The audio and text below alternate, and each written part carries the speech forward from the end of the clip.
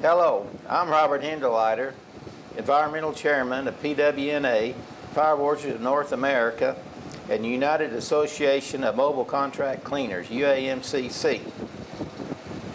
The two organizations have come together to create a workshop for EPA's model ordinance up on their website.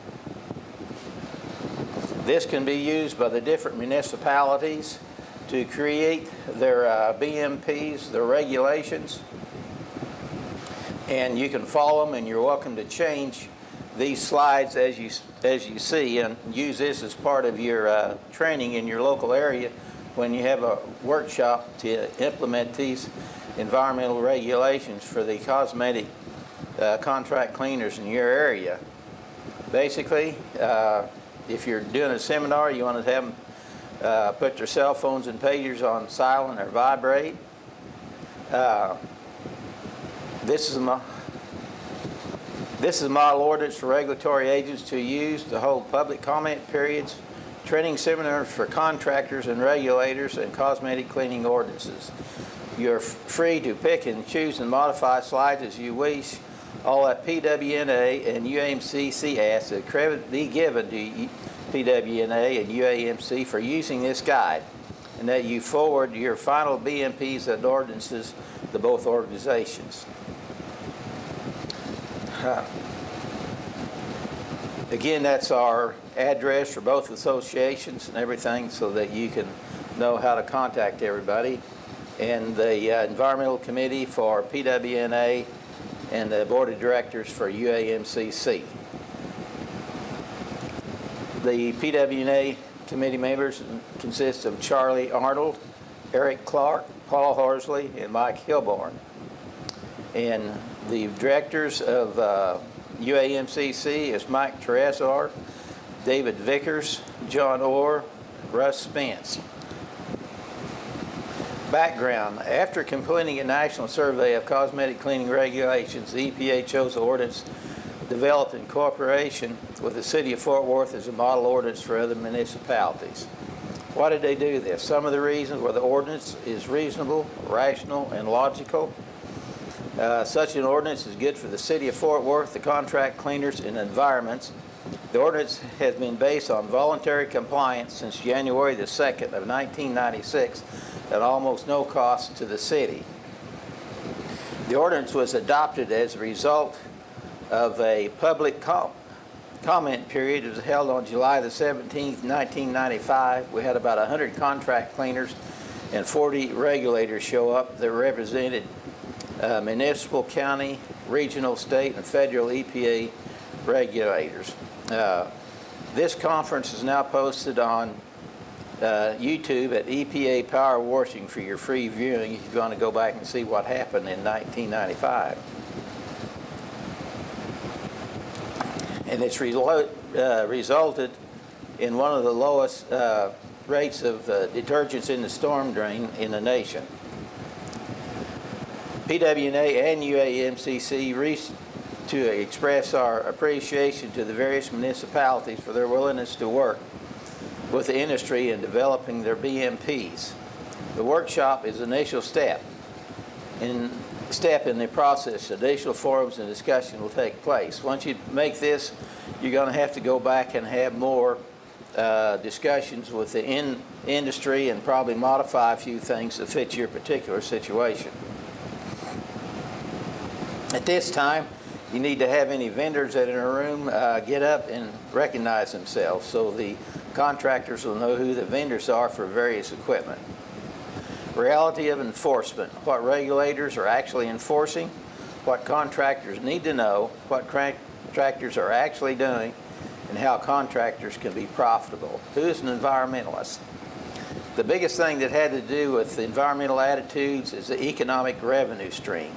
Example of that is the Runoff car wash industry in February 1995 budgeted $500,000 to go after churches, Girl Scouts, and Boy Scouts on their sidewalk and doing their car washes that discharge the water down into the storm drain.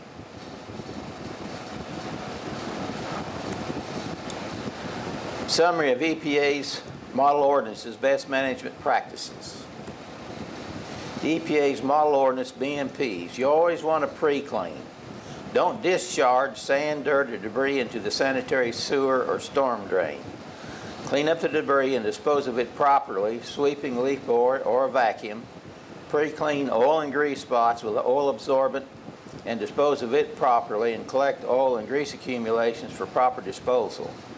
In the Fort Worth Ordinance, EPA's Model Ordinance, that can be put into the dumpster.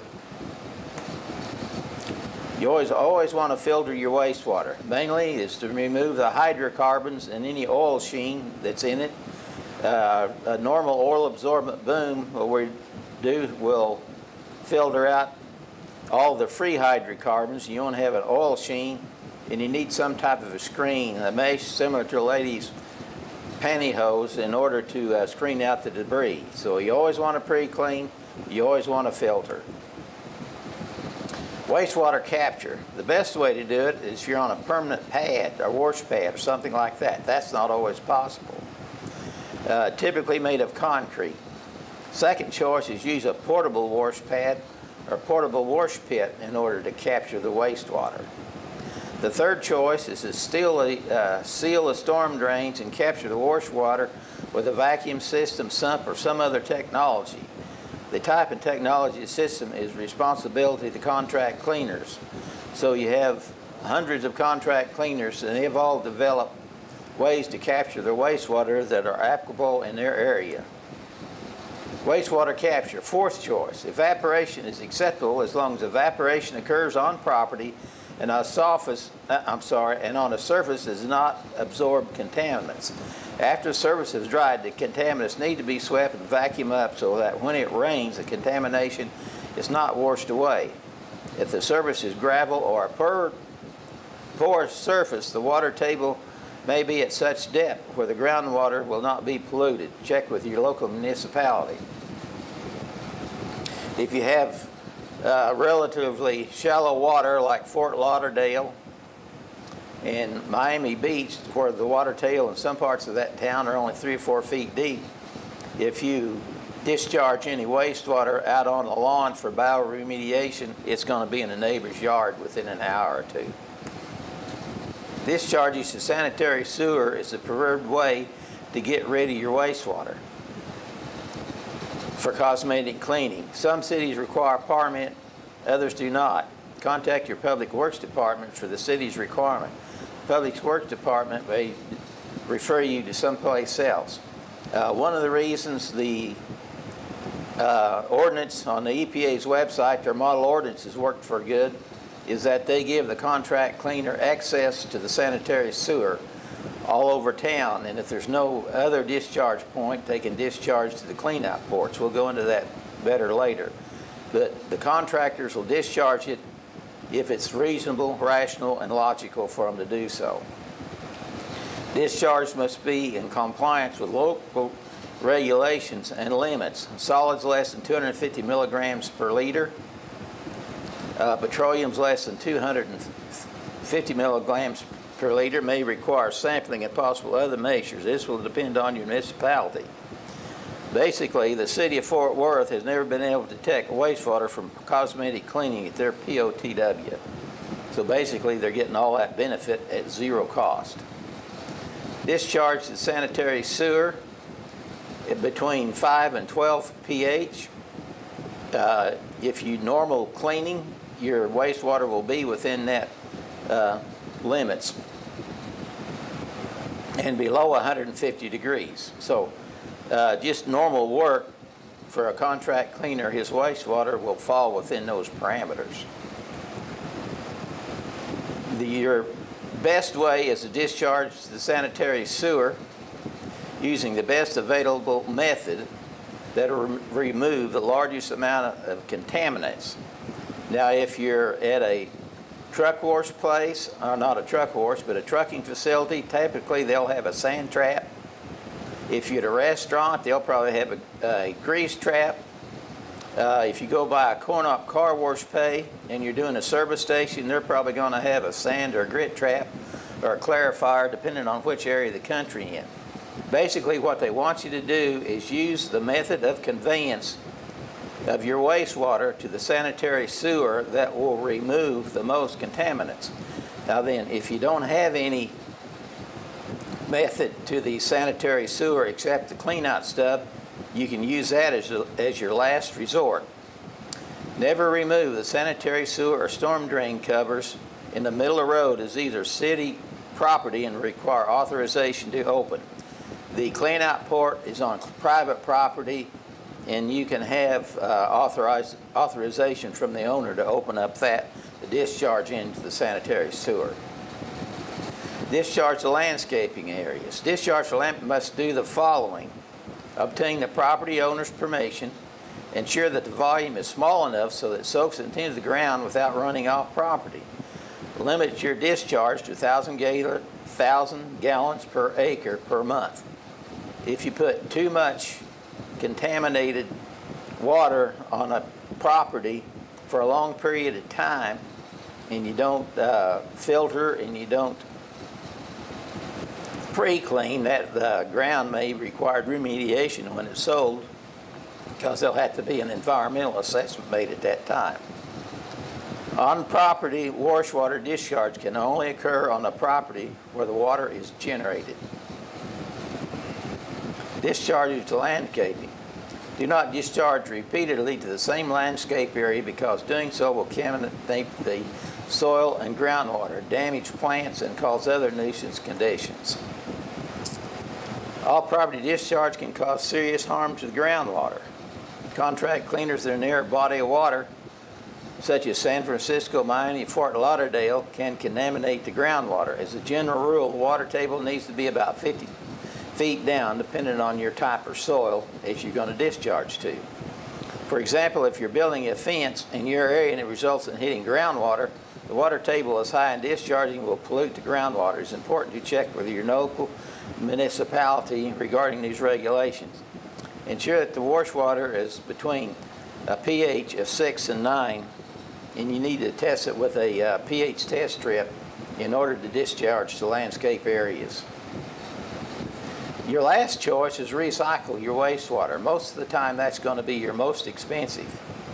If the wash equipment being used recycle the water for reuse, the following may apply. All discharge locations are to be reported to the sanitary sewer in advance of wash water discharge. That's because the sanitary sewer district is going to want to know where you're discharging concentrated waste. Recycled wash water typically must be tested annually and then the results reported to the sanitary sewer department as required. Recycling wash water concentrates the contaminants and pollution. The POTW does not typically accept concentrated wastewater. If the wastewater is recycled long enough, the pollution becomes hazardous waste. There is a continuous buildup of the amount of total dissolved solids, heavy metals, and detergents. This then requires a contractor to have a waste hauler's permit. Discharges to the storm drain not recommended, but then there's some exceptions. Never discharge detergents, chemicals, or hot water to the storm drain. Washing with cold water, less than 110 degrees Fahrenheit, and no chemicals is considered no worse than a rain event and may discharge to the same surfaces that do not have oil, grease, or other contamination.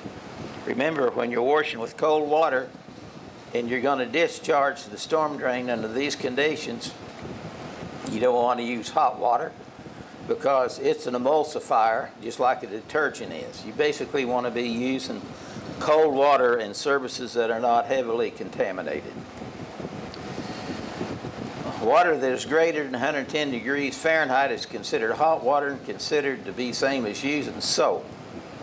Hot water's emulsifiers are similar to using a detergent. Discharges must be free of foam and oil sheen. Also, an oil sock will remove foam and oil sheen. They call them oil shocks and oil absorbent booms. Discharge to environmental waste company is almost always acceptable, but it's also generally your most expensive options.